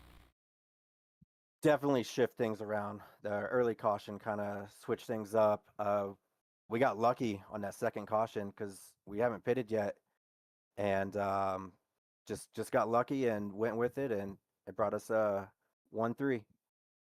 1-3 finish. Another great week for your team. It's been pretty on top of things so far through 5 races over the regular season. So definitely going to have a strong standing in the team point standings. We'll try to get those out sometime this week on social media channels. So for anyone watching, go ahead and follow the social media channels for Thursday Night Nitro and BoomTube if you'd like to stay up to date on that and see the success for the various teams. But I'm pretty confident that Great Lakes Racing is probably going to come out on top of the heap for the moment.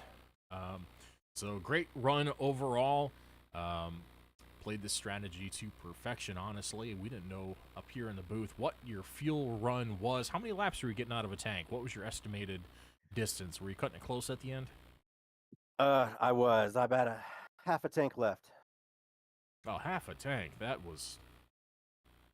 could have gone almost the whole race. That's crazy. Yeah. Yeah, so, well, ignore my comments during the earlier parts of the race, audience. Your humble broadcaster is willing to admit when he's wrong. But, yeah, definitely a lot of guys want to come in for fresh Goodyear rubber because, man, did those cars look out of control. But also a little bit on the fun side. It's always good to get on a track like this where you just have to wheel the crap out of the car. Oh yeah, it was fun. I tell you, my right shoulder is killing me right now. But we noticed in the first run, tire fall off wasn't that bad. It kind of leveled out, about 25-1, 25-2. So I know 2 or 3 guys pitted there. I guess to try to get some fresh tires to get more speed, but we stayed out and there wasn't much fall off. Yeah, we saw a little bit of that. I think there's some lessons learned there. One of the only drivers to figure that out last season was Devin.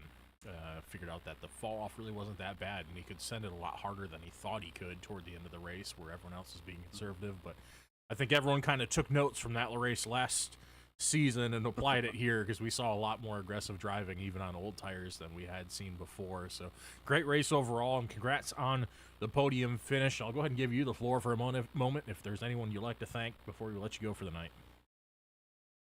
Yeah, just proud of this team, Great Lakes Racing with Kyle and Alex.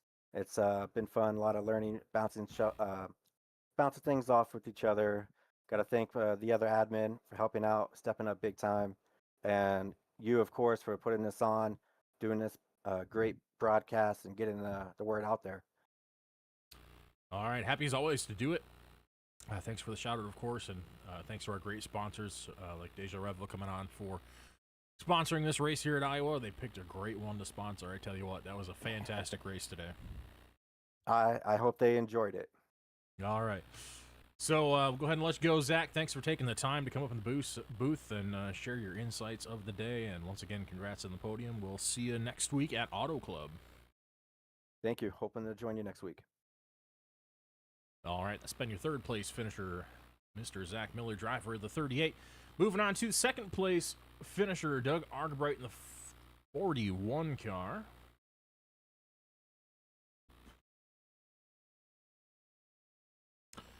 All right, there he is, Doug. How you doing? You got me up in the booth here? Yeah, I got you. All right, excellent. Well, bit of an up and down day for you. We saw you get mired back in the traffic a little bit, but you made that thing on rails toward the end. We saw that late pit stop on lap 171 come through. You used that fresh rubber to your advantage and made a hard charge to the front. We thought maybe some of the other guys were going to hang with you. We saw Max and I think Steve and Bennett come pretty late in the race as well, but you definitely had the best pace out of them, and you were able to bring it back to second place. How'd the race go in your opinion? To plan, or was it definitely a bit of a Hail Mary at the end, trying to use that fresh rubber to get back up to the front? Well, so I think you're looking at when I pit after the race ended, because I didn't pit since lap 73 when the second caution came out. Oh, you are correct. That would be I was one of those. issue Yeah, with no, the timing and I get it. scoring. My thing does the same thing. My thing does the same thing. Um, no, so I'm not. I wasn't that great in practice, so I was like, oh, like I need to do something. Um, I was pretty much going to try and one stop it instead of cut it in thirds. Um, just try to, because the tires kind of plateaued. And then, of course, as soon as I literally hit pit entry is when the caution came out, and that got me back a little bit. So I was like, okay, I'm just gonna run these tires out since they plateaued and just get the best out of them while I can. And then everyone coming in, um, I was never expecting or never planned to make the extra stop there that Bennett and Wiggins and everybody else did, just because I knew I could make it on fuel, and then I didn't think I could make it up. So strategy lucked into second place. I probably had I would say fifth, sixth, seventh pace wise. So glad I was able to get the extra spots through a little bit of strategy call. Well, a good strategy all around by quite a few guys. You guys who hit around lap 75, as we were talking with Zach just a moment ago, was on a lot of the same strategy. So smart call by splitting that race in the half. I know that's kind of standard operating procedure for some of these guys out here. I know when I know Jake Doffing's in here, he's almost always like clockwork is just cutting the thing in half if he can. But you see a lot more people adopting that, as we saw it work last season. So I think, like we said, even with the tire strategy, we saw that with the ARCA cars earlier. So I think a lot of people are taking notes and kind of adjusting those playbooks to what we know is happening with the new tire model and how they're able to make these things last a lot longer now. Yeah, it's definitely taking getting used to strategy wise, just because I did go in to before like I did new practice, thinking like, okay, this is definitely it's a short track, tires are gonna fall off, two stop. But then after um, the first long run, I was just like, okay, I'm sitting at the same lap times. There's no I'm gonna make up an extra stop, so I'll just try to one stop it. And it was a little bit of adjustment after that, and it was just I don't know, trying to stay out of trouble with how sideways the car was 3/4 of the lap, especially with the new tires coming through, and trying to just kind of hold my line, especially when multiple people were passing me at once. That was kind of scary, but yeah, I just feel like being able to, I don't know, adapt to the situation is what helped me get this result. Absolutely, and a great job by yourself and everybody else who were of a similar mind to take this strategy, because it worked out beautifully. Wasn't sure from the broadcast booth how that was going to pan out, because those fresh tires were coming fast, but I think everybody else waited just a little too long. There was a few incidents of contact through the middle of that last run. I think that made a couple people concerned whether they could make, whether there'd be a caution or not. I feel like that might have kept some guys from pulling the trigger to get those fresh tires earlier. But like you said, they plateaued anyway, so making that happen was going to be really hard toward the end. I think the highest fresh tire taker was Bauman in 4th, but he was still just barely a lap down, so he still didn't quite make that work. So even if we had caught a caution, he still would have had to take the free pass, and he would have been behind the 8 ball a little bit. So great strategy, great racing overall. Did you come into today expecting? You said you were a little slower on pace. Was that just a bit of surprise of how the car handled with the new repave and everything? We mentioned to the viewers before the broadcast that dealing with that fresh pavement down in the corners might be an issue, just because of how snappy loose it gets once you get off that. Actually, the repave kind of benefited my driving style a little bit more, just because I'm usually more trail braking, try to wheel it off. So it actually helped a lot with that. I thought I was going to be a little bit worse just because I'm not, for whatever reason, Iowa Richmond, that style track just does not agree with me. So I actually was doing a little bit better than I thought I was doing. So I came in thinking I was going to be a back marker. So um, my 5th, 6th, 7th prediction on where I would have ran out in pace was going to be a win for me. So 2nd's even better. Absolutely, I'll call that a win all day, every day. How you feeling about Auto Club next week? Well, considering that's my home track, I always try to do the best, and it's hopefully with the new tire model, the high line is still viable because I love to rip the wall there. So that's kind of my plan coming in. If I need to adapt to the bottom, I will, but here's hoping that I can rip the wall, 'cause that was always my favorite. So looking pretty confident. I've always had a pretty good track record there. Just kind of staying out of trouble because everything can get so crazy fanning out into the corners and figuring it out. So yeah, really looking forward to it. All right, good to hear. Well, we'll hope to see you right back up here in the booth next week, should you finish top 3. So congrats on the 2nd place finish today. Better result than you expected, but fantastic and absolutely deserved. So that's been Doug Argabright, 2nd place finisher here at Iowa. Thanks for your time, Doug. Thank you very much. All right.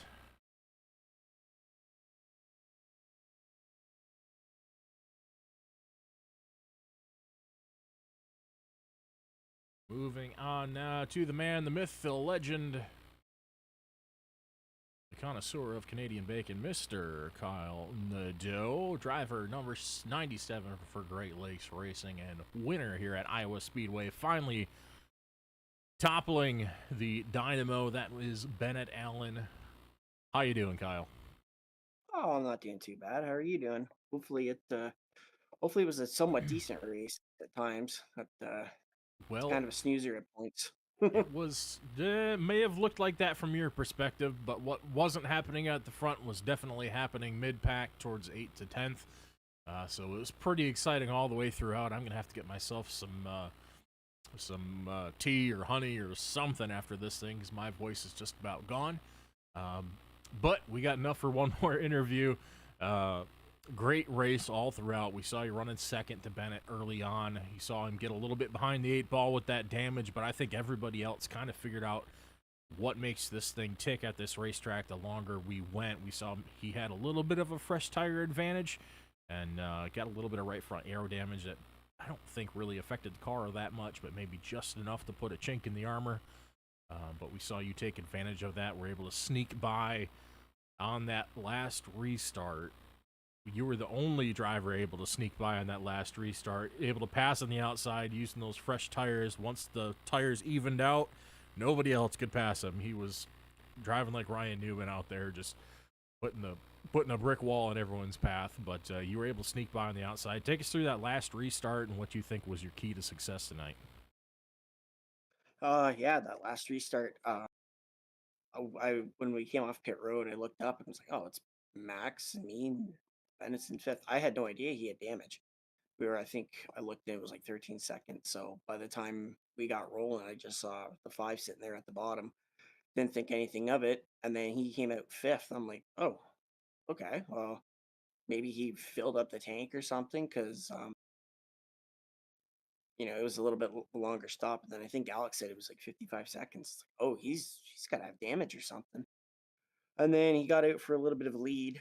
Um, But then after about 15 laps, that right front would heat up. And then I think if he had any aero damage, that was probably where we were just really pushing. And he really had to overslow the center. I know I would catch him center off. Um, oh, yeah, I had no idea. And then when he just dropped and I was like, oh, okay, well, just don't hit the wall. Don't get looser. This might be yours. For sure, he had a bit of a heroic drive there on that last restart, though. We saw him go fifth to right up there challenging for first within a lap and a half, which was incredible to watch. That was another exciting moment, I'm sure, for everybody out there. But like we saw, the long run just proved to be a little bit too much for that right front to hang on from the looks of it. But you capitalized on that. You squeaked it by on the outside just barely. We saw it. You guys just both completely sideways trying to hang on to that thing off the corners. We didn't see too many passes on the outside. That was one of the few ones we did. It looked like you pretty much had to have fresher tires, or you had to have new tires to make the outside viable. You could play defense on long runs, but you couldn't really pass on the outside unless it was early in the going, and it looked like you were pretty close to getting to that threshold where they might not have too many more chances to do that. What did you think of that? Was that probably your last shot to try to get by him before it became too much, or do you think you might have had him anyways? I think that was the last shot. After that, my tires plateaued we were running 25 twos, and they just never dropped off. My first set of tires, my right front, I think was 61, and I was still running 25 twos. So we pretty much got like 20 laps to get a run. And I think remember he did make a little bit of a charge later on, but after that, it just like you said, that right front heated up, and that was it. I noticed the more you got into the gray, it would actually help your rotation going in because it would kind of slide that right rear out before you get to the new pavement. That just had so much more grip. Okay, that explains a little bit. We saw a lot of that. A lot of people trying to widen out the entries, trying to get the initial rotation by hanging those right sides out on the gray. And like you said, okay, so that does confirm some suspicion on how those things were driving out there. And we saw that kind of explains a bit of the inconsistencies because I think some people missed it. Was it pretty easy to miss? Like you go a little bit too wide and get over the bumps and then not be able to pull it back down if you're out in the gray? Yeah, and even your entry, even on into turn one, there's some bumps, and you'll feel your car actually bottom out. I missed it a couple times, and I actually went up above the new pavement. And good thing that there's a strip of new pavement later on the outside, so that helped me exit there. But it's a fine line. You get into the marbles, you get into the dirt, you get into the bumps, and it's gone. All right, so definitely some tricks of the trade there. I'm sure we mentioned a lot of guys must have been taking notes because we saw some things applied from last season that came back this race, like how the tire management was going on the new tire because that ARCA car was one of the first to get it. So a lot of guys were applying the lessons learned from how hard you could push it last time and applying that here now, just contending with a little bit of the new repave that we didn't see last time around. So while it's the same track, it was also a very different track at the same time, so that was really fun to see that race play out and watch everybody kind of get to grips with the new things that were out there to learn. So we'll be building on the playbooks for next season, because I'm sure that this track's going to get voted for again, because it's always a good time here in Iowa. But I'll go ahead and give you the floor. Go ahead and thank any sponsors you have, family, friends, or otherwise. Floor is yours. I want to thank you, Adam, for broadcasting every week. This is, it's a great group of guys to race with. I want to thank everybody watching on the BoomTube. I want to thank Devin Means Designs for sponsoring, and Déjà Revél for sponsoring the race as well. I want to say hi to my lovely girlfriend, Chantel. I love you. And I say hi to my parents. I love you guys. Thank you guys for watching. Thank you to Zach and Alex for being great teammates. Greg for being a great teammate. Everybody out here for being great racers. Yeah. And yeah, I think that's it. All right. Well, thanks for taking the time, Kyle. Moving on to Auto Club Speedway, you pretty optimistic about next week? It's a bigger Iowa, so I think it'll be a really good race. Definitely a lot of tire saving, just like this race, and big wide corners, big wide apron. So if a car spins to the apron, might not get a caution. So might be a fuel race. Might be indeed. Well, we'll see you next week in Iowa, and possibly see you back up here in the booth to do an interview. But congratulations on another great win, another amazing points day for Great Lakes Racing, and keeping the season going strong and chipping away at that lead that 15's got in the points. I just got to get to the 6, and then we'll worry about the 15. For sure. I like the confidence. So thanks for taking the time, Kyle. Congrats on breaking through for the first win of the season. And we'll hopefully see you next week in Auto Club. You definitely will. All right. Thanks, everybody. Bye. Bye.